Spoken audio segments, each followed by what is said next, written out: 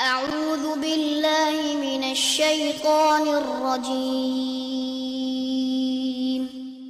بسم الله الرحمن الرحيم الحمد للہ رب العالمین والصلاة والسلام علی نبینا محمد وعلی آلہ وصحبہ اجمعین، اما بعد۔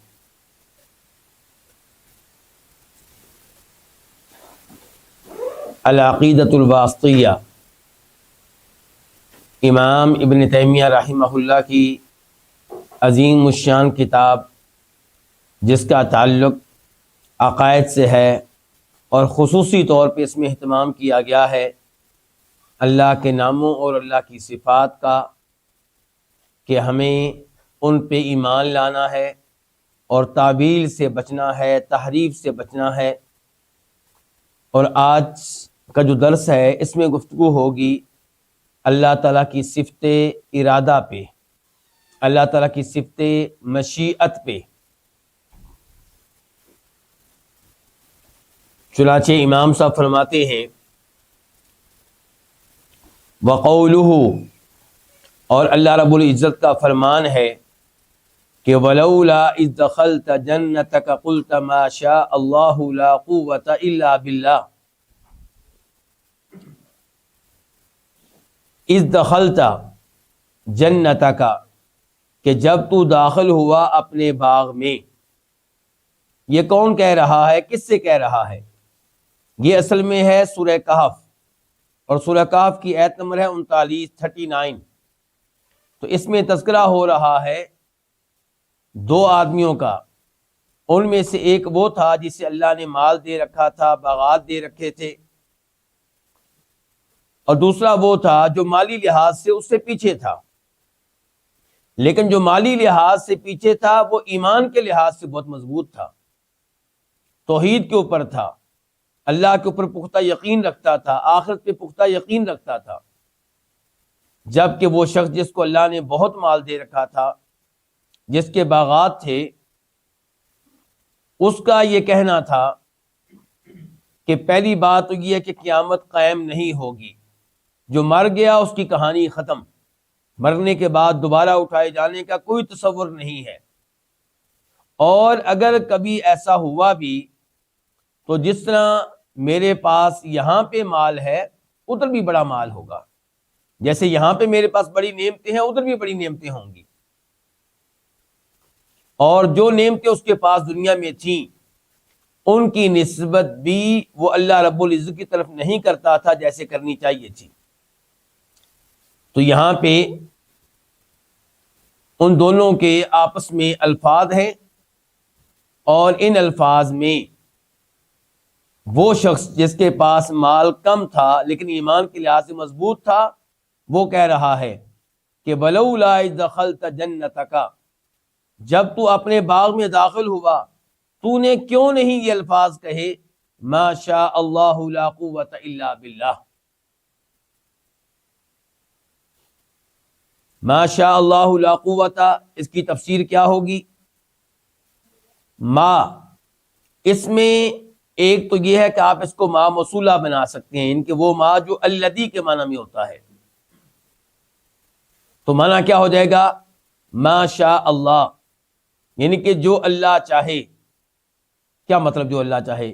یعنی کہ یہ وہ ہے جو اللہ نے چاہا ہے، ھذا ما شاء اللہ، یہ جو کچھ ہے یہ اللہ کی مشیت تھی، یہ اللہ کا ارادہ تھا۔ اللہ نے چاہا تو مجھے یہ مال ملا ہے، اللہ نے چاہا تو مجھے یہ باغ ملا ہے، تو نے یہ کیوں نہیں کہا؟ اور دوسرا موقف اس میں یہ ہے کہ ماں کو شرطیہ بنا لیا جائے، یہ کہا جائے کہ ماں کون سا ہے؟ شرطیہ۔ تو پھر کیا ہوگا؟ پھر شاء فعل شرط بن جائے گا اور جواب محذوف ہوگا، یعنی کہ ما شاء اللہ کانا، کہ ہوتا وہ ہے جو اللہ چاہے۔ یعنی کہ یہ باغ ملا ہے تو اس کے پیچھے کیا ہے؟ اللہ کی مشیت، اللہ کا ارادہ، میرا کوئی کمال نہیں ہے۔ تو یہ مطالبہ کر رہا ہے مومن شخص اس مالدار سے کہ جب تو اپنے باغ میں داخل ہوا تھا تجھے کہنا چاہیے تھا ما شاء اللہ لا قوت الا باللہ. ما شاء اللہ کا مفہوم آپ جان چکے. لا قوت الا باللہ اس کا کیا مطلب ہے؟ یعنی کہ اللہ کے ساتھ ہی قوت ملتی ہے، یعنی کہ جو ہوتا ہے جو وہ اللہ تعالیٰ کے کرنے سے ہوتا ہے، اللہ تعالیٰ کے چاہنے سے ہوتا ہے. اللہ کے بغیر انسان کچھ حاصل نہیں کر سکتا، کوئی باغ نہیں لگا سکتا، کوئی کاروبار نہیں کر سکتا، کچھ بھی نہیں کر سکتا. لا قوت الا باللہ.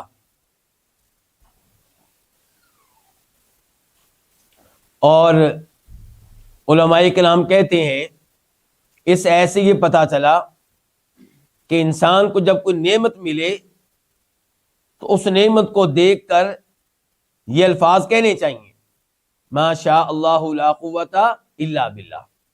ہمارے ہاں عام طور پہ کیا کہتے ہیں؟ ما شاء اللہ، بس اسی پہ اکتفا کرتے ہیں.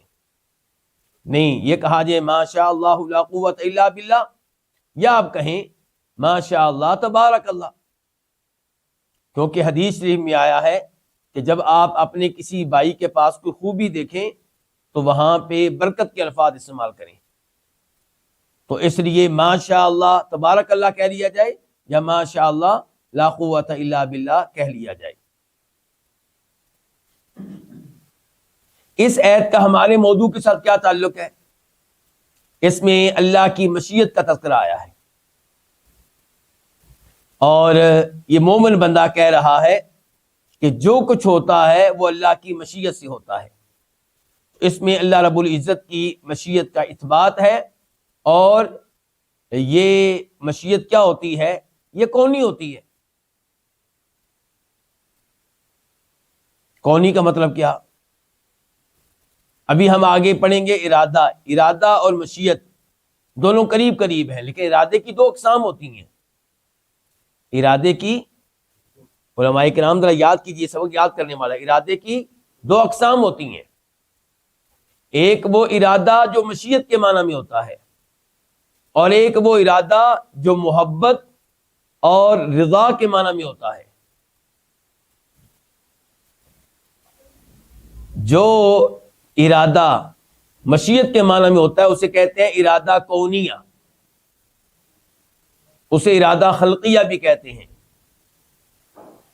اور جو ارادہ محبت کے معنی میں ہوتا ہے، جو ارادہ شرعیہ ہوتا ہے، وہ محبت کے معنی میں ہوتا ہے، رضا کے معنی میں ہوتا ہے. مزید مثالوں سے انشاءاللہ آپ اس بات کو سمجھ سکیں گے. تو جو اللہ تعالیٰ کا ارادہ کونیہ ہوتا ہے وہ ہو کر رہتا ہے، دنیا کی کوئی طاقت اس کے سامنے رکاوٹ نہیں بن سکتی. مثال کے طور پہ جو فوت ہوتے ہیں وہ اللہ تعالیٰ کے ارادہ کونیہ سے فوت ہوتے ہیں. کونیہ کون، ہو جا، کن. کون کا معنی کیا ہوتا ہے؟ ہو جانا.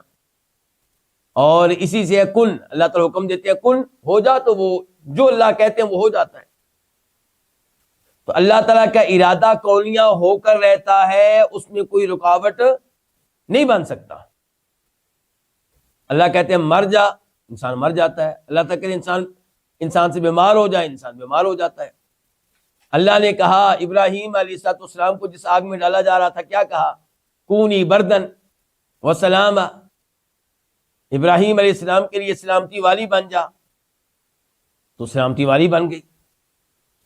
تو اللہ کا ارادہ کونیہ یہ ہو کر رہتا ہے، اس میں کوئی رکاوٹ نہیں بن سکتا. اور ایک ہوتا ہے اللہ تعالیٰ کا ارادہ شرعیہ. اللہ تعالیٰ کا ارادہ یہ ہے مجھ سے اور آپ سے کہ ہم نماز پڑھیں، لیکن کیا سب لوگ نماز پڑھتے ہیں؟ نہیں. تو اللہ تعالیٰ کا یہ ارادہ کبھی پورا ہوتا ہے، کبھی پورا نہیں ہوتا. اور یہ ارادہ محبت کے معنی میں، ان کہ اللہ تعالیٰ کی محبت ہے عمل نماز سے. اللہ راضی ہیں اس بات پہ کہ نماز پڑھی جائے. اللہ تعالیٰ پسند فرماتے ہیں کہ زکوٰۃ ادا کی جائے. تو ایک ارادہ کیا ہوا کونیہ اور ایک ارادہ کیا ہوا شرعیہ. اور ارادہ کونیہ کس کے معنی میں ہے؟ مشیت کے معنی میں. اور ارادہ شرعیہ کس معنی میں ہے؟ محبت کے معنی میں، رضا کے معنی میں. تو ابھی فی الحال جو ہم نے آیت پڑھی ہے اس میں تذکرہ آیا ہے اللہ تعالیٰ کی مشیت کا.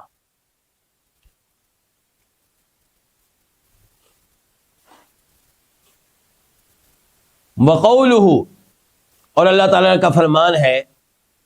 اب ہم پڑھنے لگے ہیں سورہ بقرہ کی آیت نمبر 253 253. وَلَوْ شَاءَ اللَّهُ مَا اقْتَتَلُوا، اور اگر اللہ تعالیٰ چاہتا، اگر اللہ تعالیٰ کی مشیت ہوتی، مَا اقْتَتَلُوا، تو وہ آپس میں نہ لڑتے. وہ آپس میں نہ لڑتے، یہ کن کا تذکرہ ہو رہا ہے؟ اگر ان الفاظ سے پہلے الفاظ آپ پڑھیں تو اللہ تعالیٰ فرما رہے ہیں وَلَٰكِنِ اخْتَلَفُوا فَمِنْهُمْ مَنْ آمَنَ وَمِنْهُمْ مَنْ كَفَرَ. لوگوں نے اختلاف کیا، کچھ مومن ہو گئے، کچھ کافر بن گئے. تو تذکرہ پھر ایمان والوں کا ہو رہا ہے کہ کفار کا ہو رہا ہے؟ جی قاری صاحب، دونوں کا ہو رہا ہے. تذکرہ ایمان والوں کا بھی ہو رہا ہے اور کفار کا بھی ہو رہا ہے. اس لیے وَلَوْ شَاءَ اللَّهُ مَا اقْتَتَلُوا میں ضمیر دونوں کی طرف جا رہی ہے کہ اگر اللہ تعالیٰ چاہتا تو یہ آپس میں نہ لڑتے. وَلَٰكِنَّ اللَّهَ يَفْعَلُ مَا يُرِيدُ، لیکن اللہ تعالیٰ کرتا ہے جو چاہتا ہے. اس آیت کے شروع میں مشیت کا تذکرہ آیا ہے اور اس آیت کے آخر میں ارادے کا تذکرہ آیا ہے. اور ارادے کے بارے میں گفتگو ہو چکی ہے کہ ارادہ دو طرح کا ہوتا ہے، ایک شرعی اور ایک کونی. تو یہاں پہ کون سا ہے؟ کونی. اللہ تعالیٰ کرتا ہے جو اللہ تعالیٰ چاہتا ہے. اور اس آیت میں اللہ کی 3 صفات کا تذکرہ آیا ہے. ویسے نمبر 1 مشیت، نمبر 2 فعل یفعل وہ کرتا ہے، اور نمبر 3 ما یرید وہ ارادہ کرتا ہے. تو ارادہ بھی اللہ کی صفت ہے، فعل بھی اللہ کی صفت ہے، اور مشیت بھی اللہ کی صفت ہے. اور اس میں ایک اللہ کا نام آیا، وہ کون سا؟ اللہ.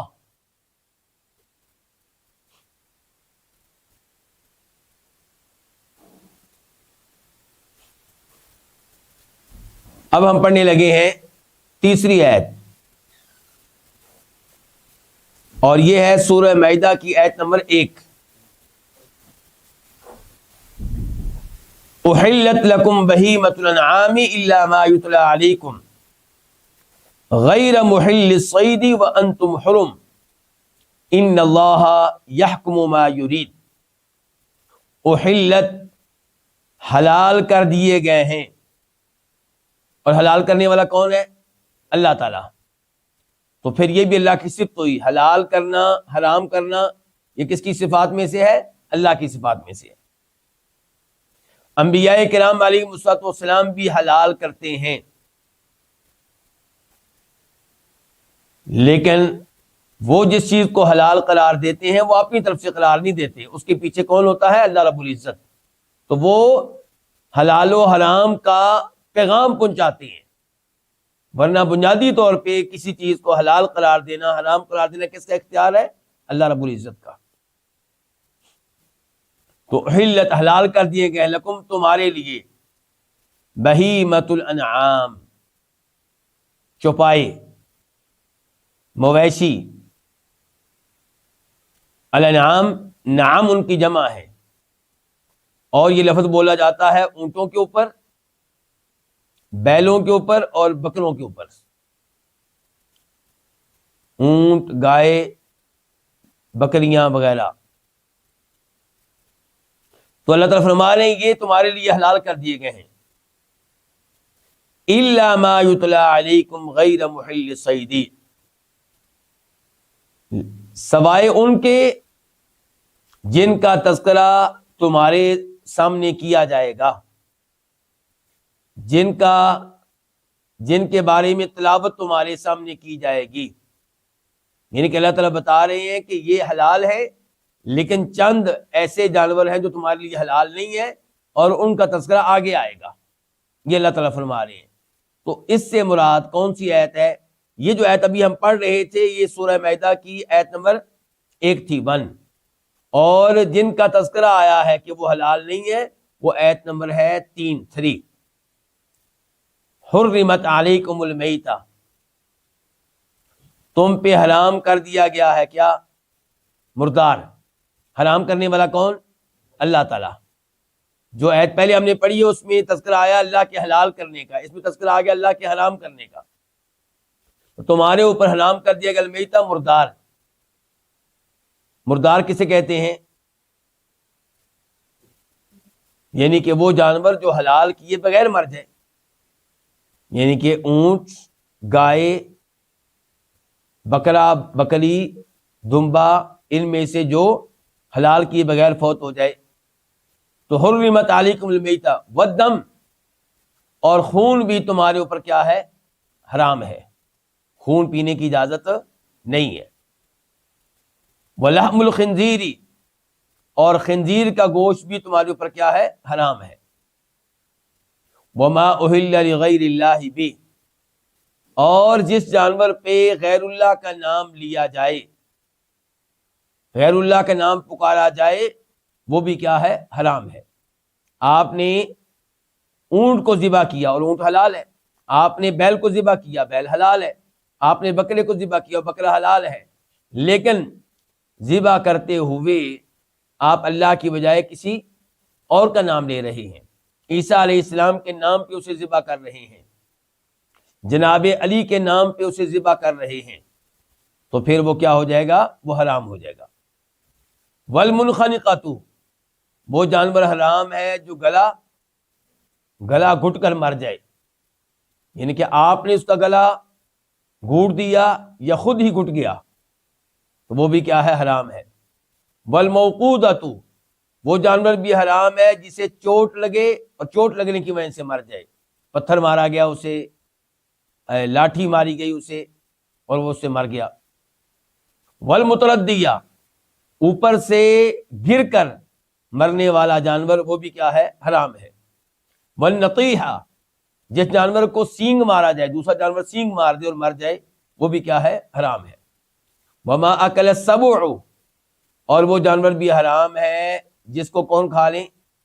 درندے، شیر کھا لے، چیتا کھا لے، الا ما ذکیتم، لیکن ان میں سے وہ تمہارے لیے حلال ہوگا جس کو مرنے سے پہلے تم ذبح کر لو۔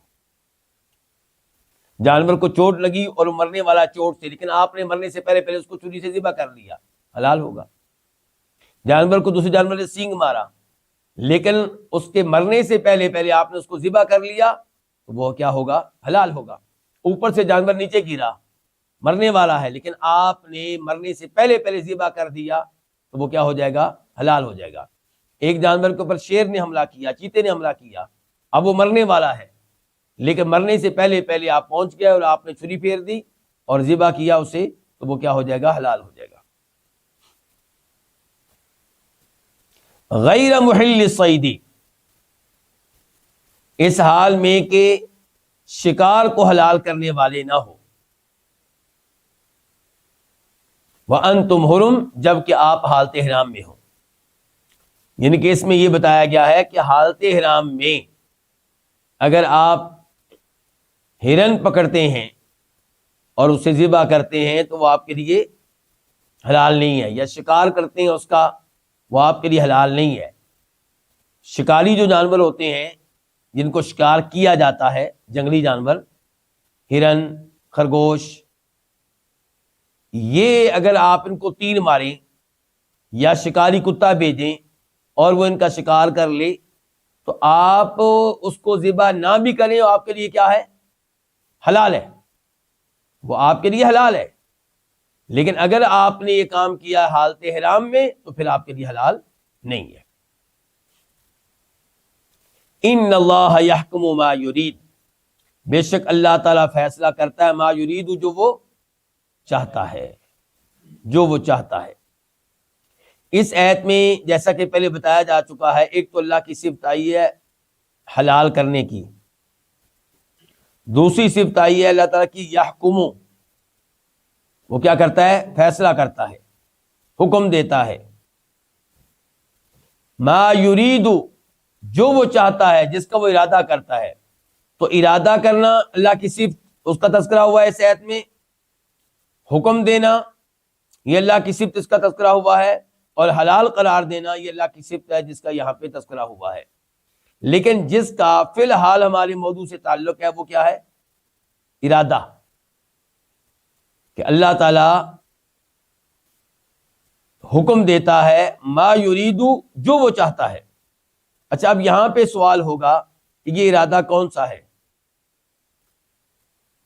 ایک قول تو یہ ہے کہ یہ ارادہ شرعی ارادہ ہے، یہاں پہ ارادہ شرعیہ ہے. کیوں یہ ارادہ شرعیہ ہے؟ کیونکہ یہاں پہ تذکرہ ہو رہا ہے اللہ کی طرف سے شرعی امور دینے کا. حلال قرار دینا کسی چیز کو یہ شرعی امر ہے، اور جہاں اللہ تعالیٰ شرعی امر دے رہے ہو تو وہ اللہ کا شرعی ارادہ ہوتا ہے. اور دوسرا کہا گیا ہے کہ یہاں پہ جو ارادہ ہے یہ شرعی بھی ہے، کونی بھی ہے. شرعی بھی ہے اور کونی بھی ہے. آج ذرا آپ کی توجہ کی ضرورت ہے.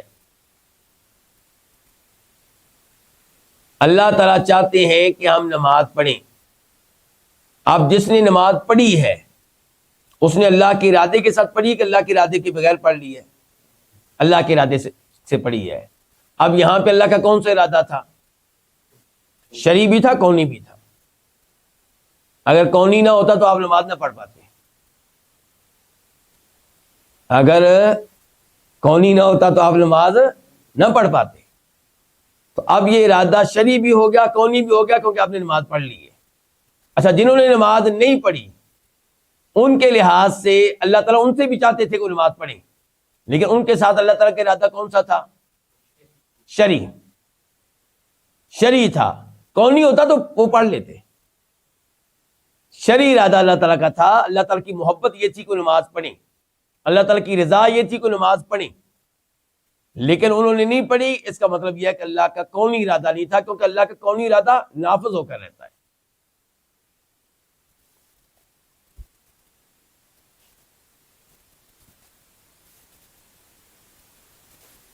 تو یہاں پہ اگر آپ کہتے ہیں کہ ارادہ کونی اور شرعی ہے، اس کا مطلب یہ ہے کہ ان اللہ یحکمو، اللہ تعالیٰ حکم دیتا ہے. اس میں بھی اللہ تعالیٰ کا حکم جو ہے پھر وہ شرعی اور کونی ہوگا. شرعی اور کونی ہوگا تو ارادہ بھی شرعی اور کونی ہوگا.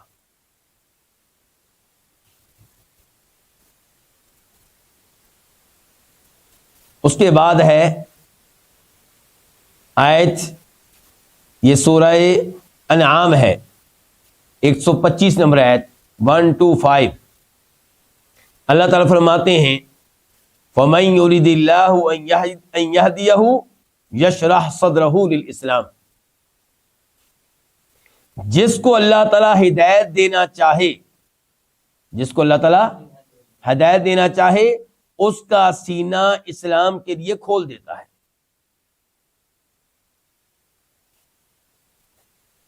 وَمَن يُرِدْ أَن يُضِلَّهُ، اور جس کو اللہ تعالیٰ گمراہ کرنا چاہے يَجْعَلْ صَدْرَهُ، اللہ تعالیٰ اس کا سینہ ضيقاً حرجاً انتہائی تنگ کر دیتا ہے. ضيقاً تنگ، حرجاً انتہائی تنگ. كَأَنَّمَا يَصَّعَّدُ فِي السَّمَاءِ، گویا کہ وہ مشکل سے آسمانوں میں چڑھ رہا ہے.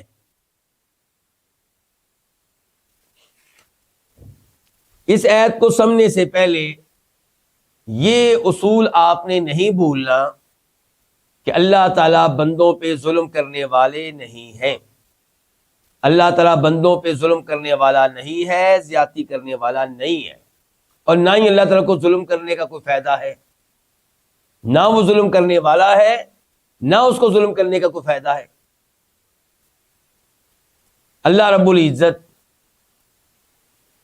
جس کو گمراہ کرتے ہیں وہ اس لائق ہوتا ہے کہ اس کو گمراہ کیا جائے.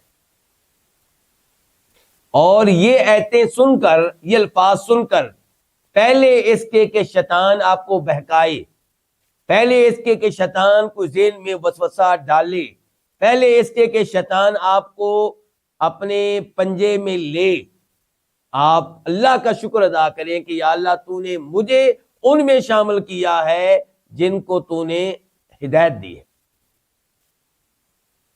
یہ مقام شکر ہے، بجائے اس کے کہ شیطان آپ کو دوسری سائڈ پہ لے جائے، دوسروں کے بارے میں سوچا شروع کر دیں، جی اس کو اللہ نے گمراہ کیا، اس کو اللہ نے گمراہ کیا، اس کو اللہ نے گمراہ کیا ہے، تو آپ کی عقل نہیں پہنچ سکتی کہ کیوں اللہ نے اس کو گمراہ کیا ہے۔ آپ نہیں جانتے، آپ کا علم محدود ہے، آپ کی معلومات ناقص ہیں۔ اللہ رب العزت کا علم بغیر کسی نقص کے ہے، بغیر کسی عیب کے ہے، لیکن آپ حسن ظن رکھیں اپنے رب کے ساتھ۔ کیا رکھیں؟ حسن ظن رکھیں کہ اللہ نے جو کیا بالکل ٹھیک کیا، اور اس کے اوپر آپ کا 100% ایمان ہونا چاہیے۔ اللہ کے کسی بھی ارادے یا کسی بھی فیصلے پہ آپ کے دل میں ذرا بھی اعتراض نہیں ہونا چاہیے۔ بلکہ یہاں پہ ایک اور آیت کی طرف میں آپ کو لے کر جاؤں گا، سورہ نساء کی آیت ہے، فَلَا وَرَبِّكَ لَا يُؤْمِنُونَ حَتَّى يُحَكِّمُوكَ فِي مَا شَجَرَ بَيْنَهُمْ ثُمَّ لَا يَجِدُوا فِي أَنفُسِهِمْ حَرَجًا مِّمَّا قَضَيْتَ وَيُسَلِّمُوا تَسْلِيمًا، کہ تیرے رب کی قسم، اللہ تعالیٰ مخاطب کر رہے ہیں کس کو؟ ہمارے نبی صلی اللہ علیہ وسلم کو، تیرے رب کی قسم یہ مومن نہیں ہو سکتے۔ کب تک مومن نہیں ہو سکتے؟ جب تک کہ ان میں وہ چیز نہ پائی جائے جس کا آگے تذکرہ آ رہا ہے۔ وہ کیا یا اللہ؟ کہ حتیٰ یحکمو کا، یہ آپ کو جج مانے، اے اللہ کے نبی، یہ آپ کو جج مانے، آپ کو فیصل مانے، آپ کو ثالث مانے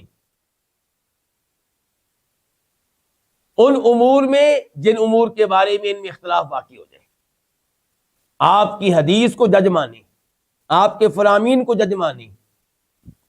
اختلاف ہو گیا، جو ہی حدیث معلوم ہو فوری طور پہ اس کو مان لیں اور اس کے اوپر راضی ہو جائیں، حالانکہ اس حدیث کو ماننے کی وجہ سے دنیاوی طور پہ نقصان ہو گیا۔ دنیاوی طور پہ کیا ہوا؟ نقصان ہو گیا۔ مجھے اپنا اچھا بلا گھر جو ہے وہ دینا پڑ گیا، کس کو؟ اپنی بہن کو، کیونکہ جی شیخ صاحب نے کہا جی فلاں حدیث کی وجہ سے آپ کی بہن کا یہ حصہ بنتا ہے۔ اب میرا یہ لاکھوں کا نقصان ہو گیا مالی دنیاوی لحاظ سے، 70 لاکھ کا نقصان ہو گیا مثال کے طور پہ، 1 کروڑ کا نقصان ہو گیا مثال کے طور پہ۔ لیکن اس فیصلے کے اوپر اگر آپ مومن ہیں تو آپ نے مطمئن ہونا ہے، آپ اس حدیث کو قبول کرنا ہے، صرف قبول اوپر سے نہیں کرنا۔ ثم لا یجدوا فی انفسہم حرجا مما قضیت، اے اللہ کے نبی جو آپ فیصلہ دیں اس کے بارے میں دل میں کوئی تردد نہ ہو، کوئی شک و شبہ نہ ہو، کوئی اعتراض نہ ہو۔ وَيُسَلِّمُوا تَسْلِيمًا، اور اس کو مکمل طور پہ تسلیم کریں، مکمل طور پہ مان لیں، اپنا سر اس کے سامنے جھکا دیں۔ یہ بات ہو رہی ہے کس کے فیصلے کی؟ اللہ کے نبی کے فیصلے کی علیہ الصلوۃ والسلام۔ اور اللہ کے نبی کی جو حدیث ہوتی ہے وہ اصل میں کہاں سے آتی ہے؟ اللہ کی طرف سے۔ وَمَا يَنطِقُ عَنِ الْهَوَىٰ إِنْ هُوَ إِلَّا وَحْيٌ يُوحَىٰ، کہ آپ علیہ الصلوۃ والسلام اپنی خواہش سے گفتگو نہیں فرماتے، آپ جو کہتے ہیں وہ اللہ کی طرف سے وحی ہوتی ہے۔ تو اللہ رب العزت نے اگر کسی کو ہدایت سے محروم رکھا ہے، ہو سکتا ہے وہ آپ کا بیٹا ہو سکتا ہے وہ آپ کی بیٹی ہو سکتا ہے وہ آپ کا والد ہو سکتا ہے وہ آپ کی والدہ ہو، تو آپ کے دل میں اللہ کے اس فیصلے پہ کوئی اعتراض نہیں ہونا چاہیے۔ حسن ظن رکھیں، کوشش کریں اپنے والد کو سمجھائیں، اپنی والدہ کو سمجھائیں، اپنے بیٹے کو سمجھائیں، اپنی بیٹی کو سمجھائیں، اللہ سے دعائیں بھی کریں، اللہ کی منت کریں، اور یقین رکھیں کہ یہ اللہ کی نعمت ہے، وہ جس کو چاہے دے، جس کو چاہے نہ دے، ملنی ہے تو ادھر سے ملنی ہے، اس اللہ تعالیٰ کی منت سماجت کریں۔ تو یہ اس آیت میں ذرا یہ حساس قسم کا موضوع ہے اور اس کے اوپر توجہ دینی چاہیے۔ تو یہاں پہ کیا فَمَن یُرِدِ اللَّهُ أَن يَهْدِيَهُ، تو یہاں پہ ایک تو تذکرہ آیا اللہ کی صفت ارادہ کا دوسرے میں تذکرہ آیا اللہ کی صفت ہدایت کا، ہدایت دینے والا کون؟ اللہ تعالیٰ. اور یہاں پہ ہدایت سے مراد کون سی ہدایت ہے؟ ہدایت، آپ کو کئی دفعہ بتا چکا ہدایت کی دو قسمیں ہوتی ہیں. ہدایت توفیق. کون سی ہدایت ہے؟ ہدایت، کیونکہ اللہ کی ہدایت ارشاد تو ہر ایک کے لیے. اللہ نے انبیاء کرام علیہ والسلام کیا مومنوں کے لیے بھیجے ہیں؟ سب کے لیے بھیجے ہیں. وہ ہدایت دینے کے لیے آئے ہیں. کون سی ہدایت دینے کے لیے؟ ہدایت ارشاد. وہ سب کی، یعنی کہ ہدایت ارشاد کا مطلب ہے گائیڈ کرنا، رہنمائی کرنا، جنت کا راستہ بتانا، جنت میں لے جانے والے اعمال بتانا، اور وہ اعمال بتانا جو جہنم میں لے جانے والے ہیں تاکہ لوگ ان سے بچ جائیں. یہ ہے ہدایت ارشاد، رہنمائی، گائیڈ کرنا. تو انبیاء کرام علیہ السلام ہادی تھے، یعنی کہ ہدایت ارشاد، رہنما تھے، رہبر تھے.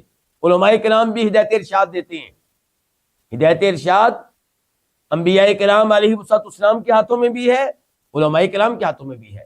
لیکن ہدایت توفیق، دل میں ڈال دینا کہ توحید کو اپنا لو، یہ چیز جو ہے صرف اللہ کے ہاتھ میں ہے.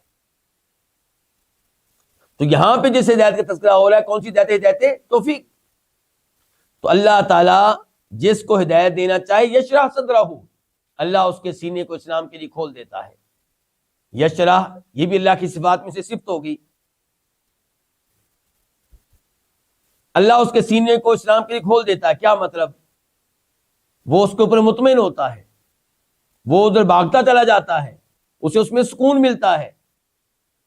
جس کے سینے کو اللہ کھول دے، اسے اذان سن کر سکون ملتا ہے، جلدی سے مسجد میں جاتا ہے، پیار سے جاتا ہے، ثواب کی نیت سے جاتا ہے، قدم تیزی سے اٹھ رہے ہیں مسجد کی طرف، اور مسجد میں جاتے ہوئے سکون محسوس ہو رہا ہے اسے. پھر نماز میں اسے سکون محسوس ہوتا ہے، امام صاحب کی تلاوت سنتے ہوئے سکون محسوس ہوتا ہے. اور جس کا سینہ اللہ نہ کھولے، اذان سن کر اس کے کانوں پہ پانی پڑ جاتا ہے، سر پہ پانی پڑ جاتا ہے، اور یوں جا رہا ہے گویا کہ وہ آسمانوں میں مشکل سے چڑھ رہا ہو، آسمانوں میں مشکل سے چڑھ رہا ہو. علماء کرام کہتے ہیں کہ یہ آیت قرآن پورے کا پورا معجزہ ہے، لیکن یہاں پہ سائنسی معجزہ بھی آ گیا کہ آپ کے سائنسدان آج بتا رہے ہیں کہ جو انسان اوپر جاتا ہے کیا ہوتا ہے؟ آکسیجن کم ہوتی ہے، سانس لینا مشکل ہو جاتا ہے، اور جتنا حد تک اوپر جا کے بالکل ہی آکسیجن ختم ہو جاتی ہے. تو اللہ رب العزت نے یہ چیز اس زمانے میں بیان کی ہے جب سائنس کا کوئی وجود نہیں تھا. اللہ تعالیٰ فرما رہے ہیں کہ جس کو اللہ تعالیٰ گمراہ کرے، اس کے سینے کو اللہ تعالیٰ تنگ کر دیتے ہیں، گویا کہ مشکل سے آسمانوں میں چڑھ رہا ہے. کیا اس زمانے میں لوگ چڑھتے تھے اوپر کو؟ لیکن اللہ تعالیٰ نے یہ بات بتائی ہے کیونکہ اللہ تعالیٰ کا علم تو کامل ہے. تو آج جو بات آپ کو 400 سال کے بعد معلوم ہوئی ہے، اللہ نے اس زمانے میں بتا دی ہے. اچھا، اللہ اس کا سینہ اسلام کے لیے کھول دیتے ہیں. اس کی باقاعدہ دعا کرنی چاہیے کہ یا اللہ میرا سینہ اسلام کے لیے کھول دے. موسیٰ علیہ السلام نے دعا کی تھی، رب اشرح لی صدری. کب؟ جب اللہ نے حکم دیا تھا کہ فرعون کے پاس جانا ہے، فرعون کو تبلیغ کرنی ہے، فرعون کو سمجھانا ہے. اب موسیٰ علیہ السلام ڈر رہے ہیں. قال ربی انی اخاف ان یقتلون، مجھے خطرہ ہے کہ مجھے کہیں قتل نہ کر دیں. کیونکہ میں نے فرعون کی قوم کا ایک بندہ قتل کر دیا تھا، یا قتل ہو گیا تھا کہنا چاہیے. وہی دو آدمی جو لڑ رہے تھے. تو موسیٰ علیہ السلام نے اس کو ظلم کرنے سے روکنا چاہا اور ایک مکہ مارا، وہ مر گیا. پھر موسیٰ علیہ السلام کو مصر چھوڑنا پڑا، مدین چلے گئے. اب واپس آئے ہیں تو اللہ کے نبی بن چکے ہیں، اور حکم یہ ہے کہ ان کو جا کے تبلیغ کی جائے. تو موسیٰ علیہ السلام ڈر رہے ہیں. تو اللہ رب العزت نے ان کو حکم دیا کہ آپ نے جانا ہے، میں تمہارے ساتھ ہوں. تو موسیٰ علیہ السلام کیا دعا کر رہے ہیں؟ رب اشرح لی صدری، اے اللہ میرا سینہ کھول دے. میرا سینہ کھول دے کس کام کے لیے؟ یہ کام کرنے کے لیے، یعنی کہ میں مطمئن ہو کر یہ کام کروں. یہ ہے سینہ کھل جانا. تو دعا کرنی چاہیے مجھے اور آپ کو کہ اللہ ہمارا سینہ کھول دے دین سیکھنے کے لیے, قرآن سیکھنے کے لیے. ہمارا سینہ اللہ تعالیٰ کھول دے عبادات کرنے کے لیے, تلاوت کرنے کے لیے. وَمَن يُرِدْ أَن يُضِلَّهُ, اور جس کو اللہ تعالیٰ گمراہ کرنا چاہیں تو يَجْعَلْ صَدْرَهُ ضَيِّقًا حَرَجًا, اللہ اس کے سینے کو انتہائی تنگ کر دیتے ہیں. كَأَنَّمَا يَصَّعَّدُ فِي السَّمَاءِ, گویا کہ وہ آسمانوں میں چڑھ رہا ہے. تو اس سے پتہ چلا کہ ارادہ بھی اللہ کی صفات میں سے ہے, اور ہدایت دینا یا گمراہ کر دینا, یعنی کسی دے راستے سے محروم کر دینا, جنت کے راستے سے ہٹا دینا, یہ بھی اللہ کی صفات میں سے ہے.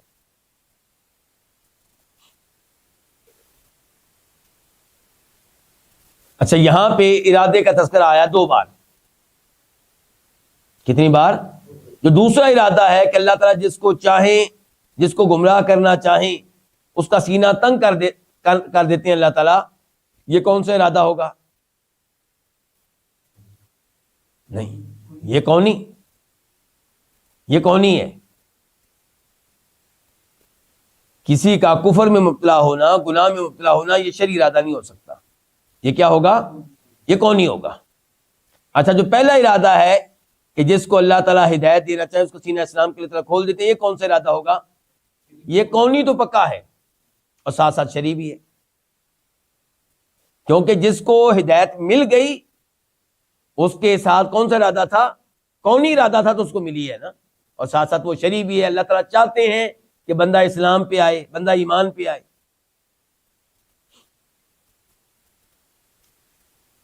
اچھا, اب باقاعدہ ارادے کی 2 اقسام آپ کے سامنے رکھنا چاہوں گا. تو پہلا ارادہ کیا ہے؟ ارادہ کونیہ خلقیہ, اور یہ مشیت کا مترادف ہے, مشیت کے معنی میں ہے. کون سا ارادہ؟ ارادہ کونیہ خلقیہ.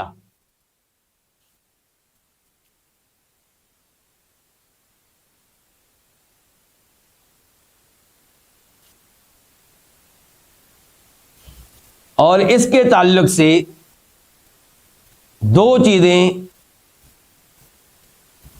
یاد رکھنے والی ہیں. نمبر 1, اس ارادے کا تعلق ان امور سے بھی ہوتا ہے جو اللہ کو محبوب ہے, اور ان امور سے بھی ہوتا ہے جو اللہ کو محبوب نہیں ہے. کیونکہ ارادہ کونیہ ہے نا, یعنی کہ ہم نیکی کے کام کرتے ہیں تو اس کے پیچھے کیا ہے؟ اللہ تعالیٰ کا ارادہ کونیہ. ہم گناہ کے کام کرتے ہیں تو اس کے پیچھے بھی کیا؟ اللہ کا ارادہ کونیہ. لیکن نیکی کے کاموں میں اللہ کا ارادہ شرعیہ ہے, اور گناہ کے کاموں میں اللہ کا ارادہ شرعیہ نہیں ہے.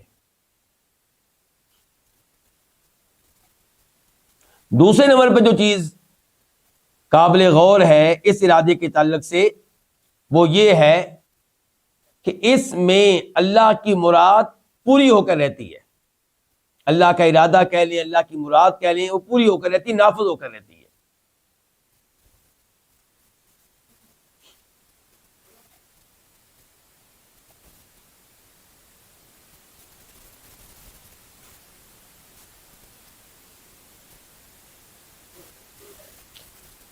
جیسا کہ اللہ تعالیٰ فرماتے ہیں انما امرہ اذا اراد شیئا ان یقول له کن فیکون. اللہ تعالیٰ کا معاملہ یہ ہے کہ جب اللہ کوئی چیز چاہتے ہیں تو اللہ کا معاملہ کیا ہوتا ہے کہ اللہ کہتے ہیں کن, ہو جا, تو وہ ہو جاتی. تو یہ اذا اراد شیئا, جب اللہ کسی چیز کا ارادہ کرتے ہیں تو کیا کہتے ہیں؟ کن فیکون. تو یہ ارادہ کون سا ہوا پھر؟ ارادہ کونیہ.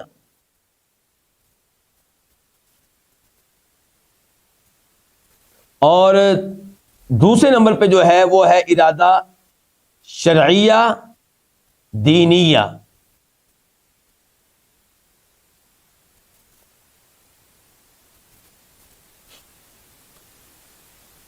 اور اس کے بارے میں بھی 2 چیزیں نوٹ کرنے والی ہیں. نمبر 1, ارادہ دینیہ شرعیہ یہ ان امور کے ساتھ خاص ہے جو اللہ کو محبوب ہے.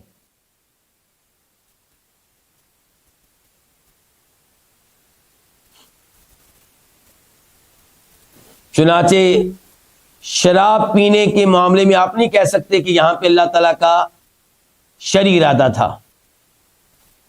کوئی بدکاری کرتا ہے تو آپ یہاں پہ نہیں کہیں گے کہ یہاں پہ اللہ تعالیٰ کا شرعی ارادہ تھا.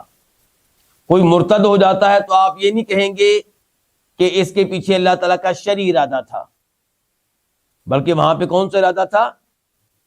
ارادہ کونیہ. نمبر 2، ارادہ شریعہ کے تعلق سے جو بات قابل نوٹ ہے وہ یہ کہ یہ ضروری نہیں کہ یہ ارادہ پورا ہو. اللہ کا یہ ارادہ ضروری نہیں کہ پورا ہو، بلکہ عام اکثر جو ہے یہ ارادہ اللہ تعالیٰ کا پورا نہیں ہوتا. زیادہ تر لوگ زمین میں فاسق ہیں کہ اللہ کی اطاعت کرنے والے ہیں، فاسق ہیں، جبکہ اللہ تعالیٰ کیا چاہتے ہیں کہ فاسق ہوں کہ نیک ہوں؟ نیک ہوں. لیکن ایسا نہیں ہوتا. تو یہاں پہ اللہ تعالیٰ کا کون سا ارادہ ہے؟ شرعی ارادہ ہے.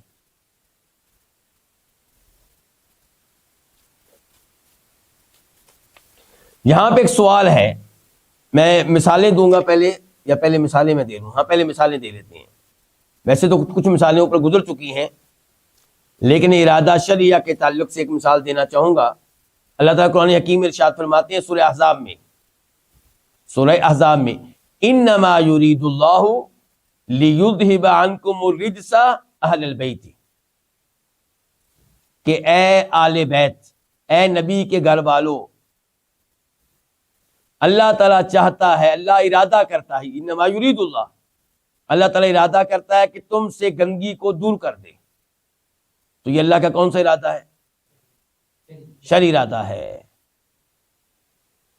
اگر کونی کہیں گے تو کیا ہوگا؟ کونی کہیں گے تو پھر آپ کو یہ کہنا پڑے گا کہ نعوذ باللہ اللہ کا ارادہ پورا ہی نہیں ہوا. کئی مقامات پہ، کئی لوگوں کے معاملے میں، کئی اعمال کے معاملے میں. کیا نبی علیہ السلام کی فیملی کے لوگ جو بعد میں آئے ان سے کبھی غلطی نہیں ہوئی؟ ہوئی ہے. تو یہاں گندگی سے مراد گناہ ہی تو ہیں. تو اللہ تعالیٰ چاہتا ہے کہ تم سے گندگی کو دور کرے، ان کے گناہوں کو دور کرے. تو کیا اللہ کا یہ ارادہ پورا ہوا؟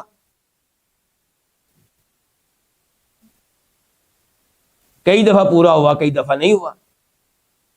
ٹھیک ہو گیا. تو اس لیے ارادہ شریعہ کیا ہوتا ہے؟ جو کبھی پورا ہوتا ہے، کبھی نہیں ہوتا. تو جب آل بیت، آپ کے خاندان کے لوگ توحید کے اوپر ہوتے ہیں، نیکی کے اوپر ہوتے ہیں، تب اللہ کا ارادہ پورا ہو رہا ہوتا ہے. جب وہ گناہ کر رہے ہوتے ہیں تب یہ اللہ کا ارادہ پورا نہیں ہو رہا ہوتا. اور اسی سے یہ مسئلہ پتہ چلا کہ آل بیت معصوم نہیں ہیں. آل بیت معصوم نہیں ہے، کیونکہ ارادہ کون سا؟ ارادہ شرعیہ ہے. اگر آپ یہ کہیں گے ارادہ کونی ہے تو پھر آپ کہیں گے آل بیت معصوم ہے، کیونکہ اللہ نے ان کے بارے میں کہہ دیا یہ. اور اگر 2 منٹ کے لیے اس کو ارادہ کونیہ مان لیا جائے اور آل بیت کو معصوم مان لیا جائے تو ان لوگوں کو یہ پتہ ہونا چاہیے کہ پھر اس میں اللہ کے نبی کی بیویاں بھی داخل ہوں گی، ان کو بھی معصوم ماننا ہوگا، کیونکہ وہ بھی آل بیت میں سے ہیں. وہ بھی کن میں سے ہیں؟ آل بیت میں سے ہیں. لیکن صحیح بات یہ ہے کہ یہاں پہ ارادہ شرعیہ ہے، اور ارادہ شرعیہ کبھی پورا ہوتا ہے، کبھی پورا نہیں ہوتا. تو اللہ تعالیٰ نے بتایا ہے کہ میں چاہتا ہوں لیکن کہ میرا شرعی ارادہ یہ ہے کہ آل بیت گندگی سے دور رہیں. اور یہ اللہ تعالیٰ کا شرعی ارادہ کبھی پورا ہوتا ہے، کبھی پورا نہیں ہوتا. اچھا، اب سوال کیا ہے؟ سوال یہ ہے کہ یہ کیسے ممکن ہے کہ اللہ تعالیٰ کونی ارادہ کرے ان امور کا جو امور اللہ کو محبوب نہیں ہے؟ کفر جو دنیا میں ہوتا ہے اس کے پیچھے اللہ کا کون سا ارادہ ہے؟ کونی. تو یہ کیسے ممکن ہے کہ اللہ تعالیٰ کونی طور پہ ارادہ کرے کفر کا، فسق کا، زنا کا، شراب پینے کا؟ تو اس کا جواب علماء اکرام یہ دیا ہے کہ یہ ایک لحاظ سے محبوب ہے اور ایک لحاظ سے ناپسندیدہ ہے.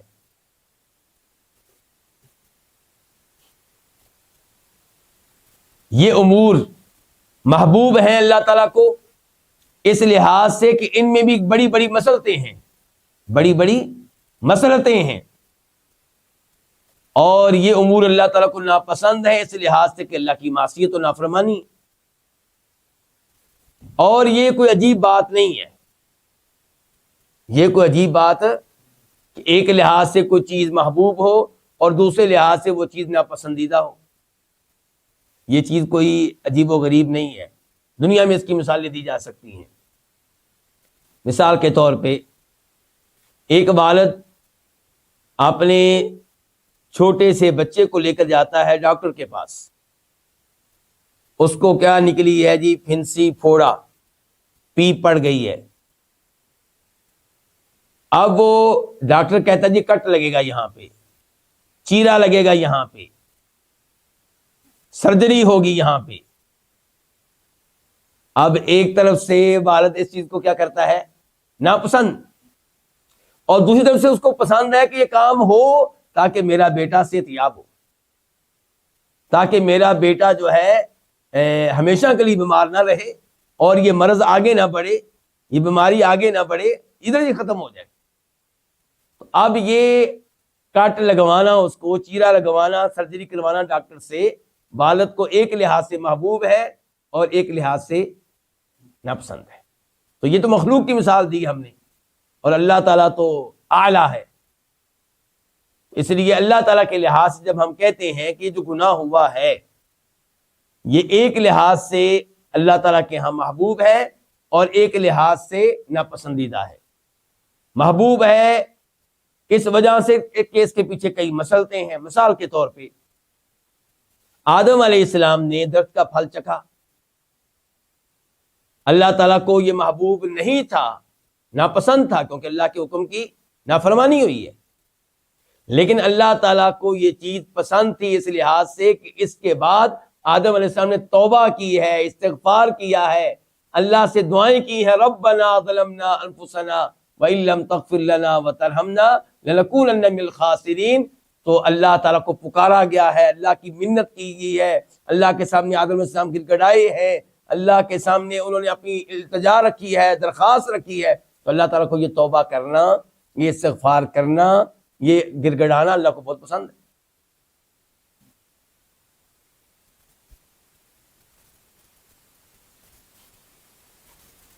اچھا اب آ جائیں، اب ہم اللہ تعالیٰ کی مشیت کو بھی مانتے ہیں اور اللہ تعالیٰ کے ارادے کو دونوں قسموں سمیت مانتے ہیں، ایسے ہی ہے۔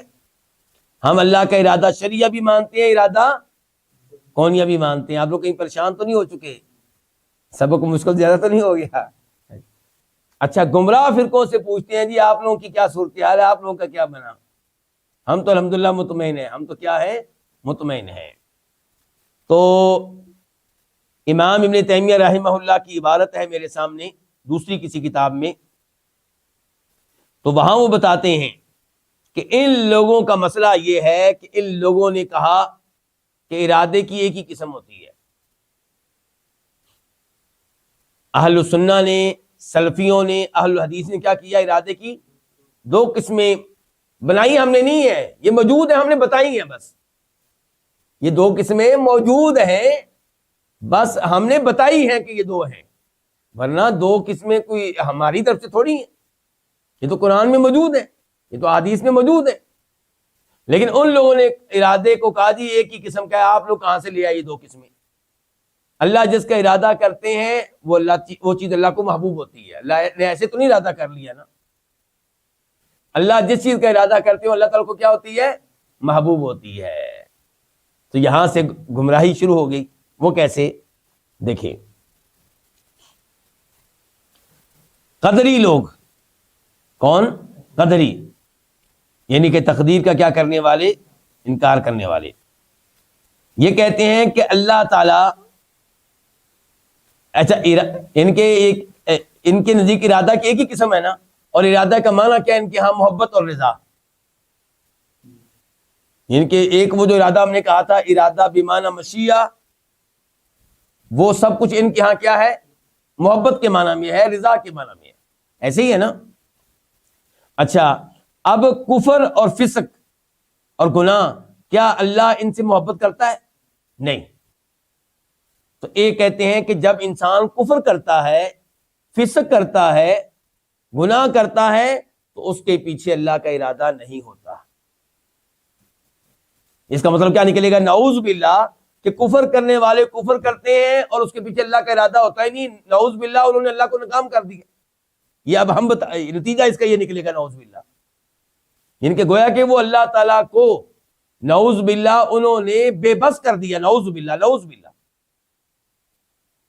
اللہ کی سلطنت میں وہ کچھ ہو گیا جو اللہ تعالیٰ چاہتا ہی نہیں تھا۔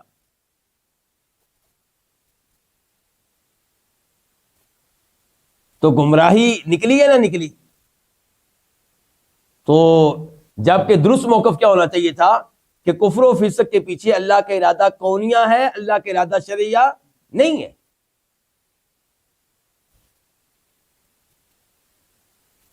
اچھا، اب آتے ہیں جہمیوں کی طرف۔ کن کی طرف؟ جہمیوں کی طرف۔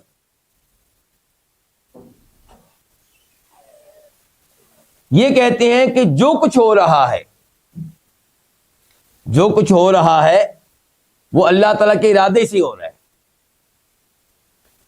اور ارادے کا معنی انہوں نے کیا کیا تھا؟ محبت میں۔ اس کا مطلب یہ ہے کہ ان کا قول کا نتیجہ یہ نکلا کہ کفر اور فسق جو ہو رہا ہے وہ اللہ کے ارادے کے بغیر نہیں ہو رہا۔ پہلے والوں نے تو کہہ دیا نا اس کے پیچھے اللہ کا ارادہ ہی نہیں ہے، ٹھیک ہو گیا۔ ان کے نزدیک یہ کہ جو کچھ ہو رہا ہے نیکی یا گناہ، اس کے پیچھے اللہ کا ارادہ ہے، اور اس مطلب یہ ہوا کہ نعوذ باللہ اللہ تعالیٰ کفر ہونے کو پسند کرتا ہے، نعوذ باللہ، اللہ تعالیٰ گناہ کو کے ہونے کو پسند کرتا ہے، نعوذ باللہ۔ تو یہ گمراہیاں اس غلط عقیدے کے نتیجے میں۔ تو صحیح موقف کیا ہے؟ الحمدللہ وہی جو بیان کیا ائمہ اہل سنت نے، ائمہ اہل الحدیث نے، اور قرآن و حدیث کی نصوص کے اوپر غور کرنے کے بعد نتیجے پہ پہنچے۔ ارادے کی دو اقسام ہیں، کہیں ارادہ کونیہ ہوتا ہے، کہیں پہ ارادہ شرعیہ ہوتا ہے۔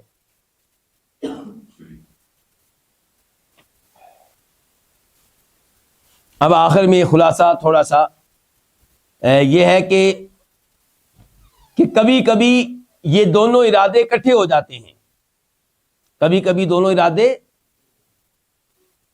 جو ایمان لے آیا اس کے ایمان لانے میں دونوں ارادے موجود ہیں۔ کون کون سے؟